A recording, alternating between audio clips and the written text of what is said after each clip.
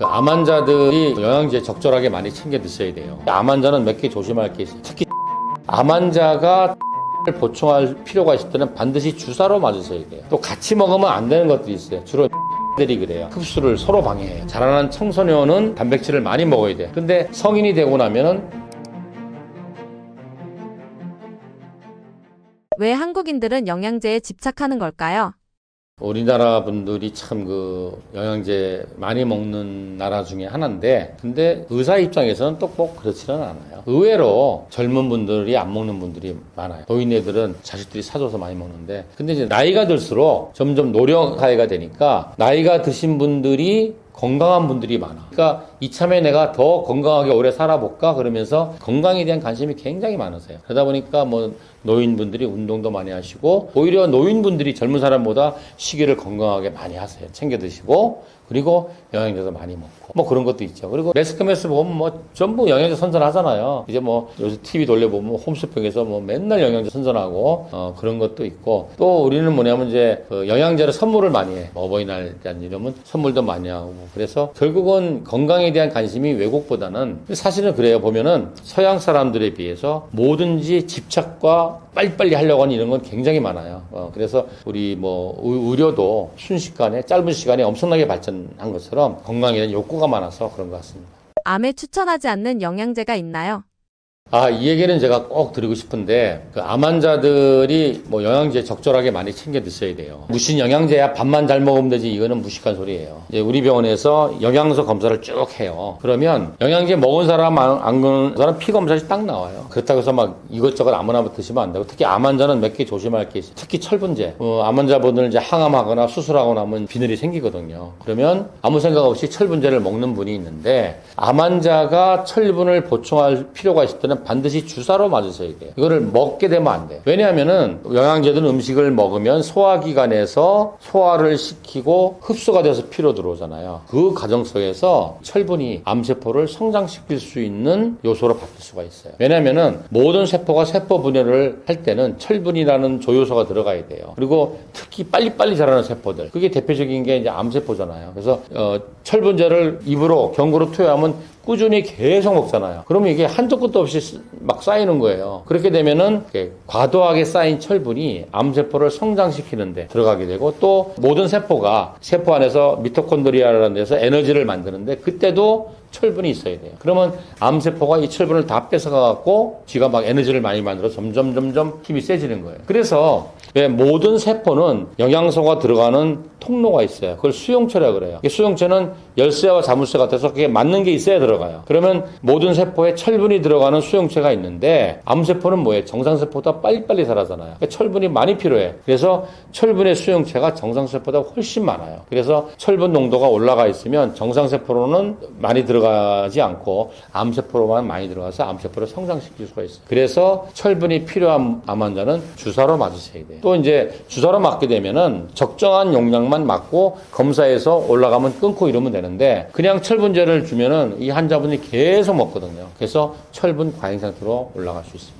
두 번째는 논란이 많은 것 중에 하나인데, 에스트로겐, 여성 호르몬을 많이 먹으면은 유방암이 걸리거나 재발한다는 말이 있는데, 이건 약간 오해예요. 그러니까 예를 들어서 유방암 환자가 음식을 통해서 천연의 에스트로겐, 즉 식물성 에스트로겐을 먹게 되면 유방암 세포를 자극하지 않아요. 근데 뭐냐면 우리 몸에서 나오는 에스트로겐 있잖아요. 우리 몸에 주로 난소에서 에스트로겐을 많이 만들고, 또 지방세포에서 에스트로겐을 많이 만들잖아요. 그래서 유방암 환자는 난소를 절제하거나 난소를 기능을 억제하는 약을 치료를 합니다. 그리고 살 빼라 그래요. 살쪄서 지방이 두꺼워지면 거기서 에스트로겐 만드는데, 그런데 우리 몸에서 만든 에스트로겐은 동물성 에스트로겐이잖아요.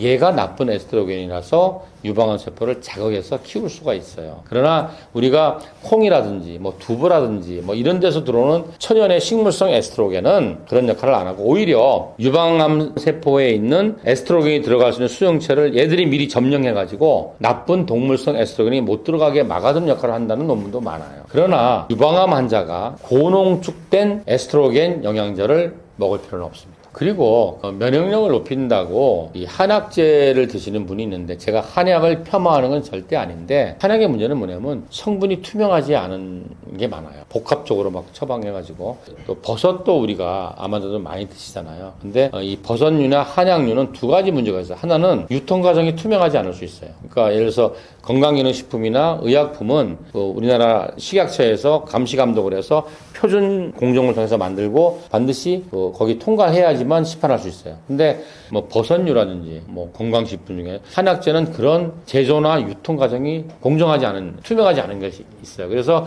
여기 뭐가 들었는지, 중금속이 들어갔는지, 뭐가 들었는지 알 수가 없는 그런 부분이 있어요. 그래서 그런 것들은 좀 조심할 필요가 있지 않을까 그런 생각을 합니다. 노년에 꼭 먹어야 하는 영양제 어떤 것들이 있을까요? 우리가 나이가 들어갈수록 정말 더 잘 드셔야 돼요. 왜냐하면 나이가 드시게 되면 일단 식욕이 떨어지세요. 그래서 많이 못 먹어요. 두 번째는 음식을 부실 수 있는 소화 능력이 떨어져요. 뭐 치아도 좀 약해질 수도 있고 또 소화액이 잘 안 나와서 음식을 쪼개질 못할 수도 있고 또 이거를 또 소장에서 피로 흡수를 해야 되는데 이 흡수 능력도 떨어질 수 있고 또 영양소가 피로 들어온 다음에 얘를 운반해서 세포로 넣어줘야 되는데 얘 운반 능력도 떨어질 수 있어요. 그래서 음식도 좀 더 흡수도 잘 되고 세포로 운반도 잘 되는 형태로 이렇게 그런 식재료나 그렇게 조리법을 이용해서 드셔야 되고 또 이게 영양제도 많이 챙겨 드셔야 돼요. 그래서 원래 단백질은 우리 에너지원이 아니잖아요. 그래서 자라난 청소년은 단백질을 많이 먹어야 돼요. 왜냐면 우리 몸이 벽돌이니까 몸이 자꾸 커지니까 벽돌이 많이 필요하지. 근데 성인이 되고 나면은 벽돌이 더 이상 필요 없잖아요. 그러니까 매일매일 허물어지는 벽돌, 머리카락 빠지고 각질 벗겨지고 대변으로 나가는 것만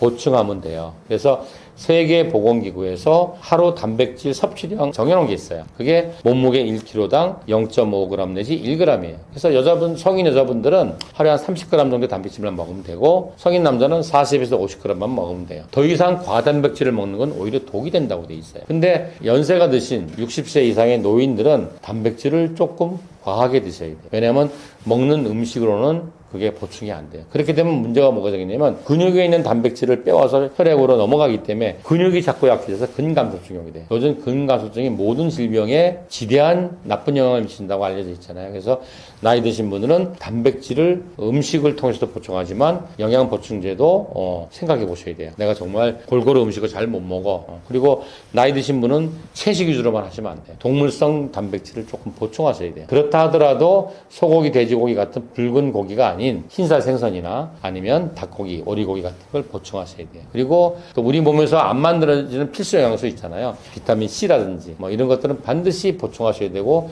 연세 드시면 더 많이 보충하셔야 돼요. 그리고 비타민 D는 반드시 영양적으로 보충하거나 주사로 안 맞으면 시골에서 농사지어서 햇볕 쐬는 사람도 결핍으로 나옵니다. 왜냐하면 비타민 D가 햇빛을 가지고 만들려면 우리나라 햇빛은 약해요. 그래서 한 4월에서 10월까지만 만들 수 있고 그렇다 하더라도 햇빛이 가장 강한 1시 정도에 큰 관절, 어깨 관절, 골반 관절, 무릎 관절을 직사광선에 15분 이상 노출시켜야 돼요. 근데 그렇게 하는 사람이 어디가 있어요? 다 옷 입고 선크림 바르고 실내 생활하는데. 그래서 그런 것도 꼭 보충하셔야 되고 그리고 유산균 꼭 보충하세요. 그러니까 장내 세균이 건강해야지 우리 모든 몸이 건강해진다 그러잖아요. 면역력만 하더라도 뭐예요? 면역력만 하더라도 우리 면역력의 70%, 80%는 장에 있는 림파들에서 만들잖아요. 그래서 장이 건강해야지 요즘은 장과 뇌 건강, 장과 간 건강, 장과 피부 건강. 그래서 장이 건강해야 된다. 그리고 또 이제 오메가3를 많이 드셔야 되는데 오메가3는 영양제로 보충 안 하셔도 돼요. 우리나라 들기름 좋잖아요. 우리나라 들기름이 오메가3가 가장 많은 기름입니다. 그래서 이것도 재래식으로 뭐 볶아서 만든 게 아니라 냉압착한 들기름을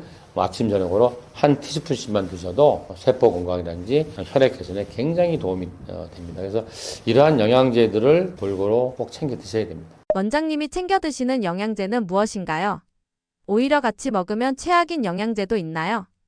저는 우리 집 식탁에 보면 이만한 빨간 통이 있어요. 거기에 딱 열면 영양제가 막 들어있어요. 그래서 저는 영양제를 8개에서 10개 종류를 먹습니다. 그래서 제가 가장 중요시 생각하는 건 1번이 유산균, 2번이 비타민C, 3번이 비타민 D. 이거는 무조건 먹어야 돼요. 누구나 먹어야 돼요. 안 먹으면 부족하다는 걸 생각하셔야 되고 그 다음에 이제 제가 조금 눈이 좀 피곤해요. 그래서 눈 건강에 좋은 영양제. 그리고 이제 나도 이제 나이가 들었으니까 뇌 건강을 지켜주는 영양제. 그리고 모든 사람들은 반드시 비타민 B군을 먹어야 되는데 저는 이런 얘기예요.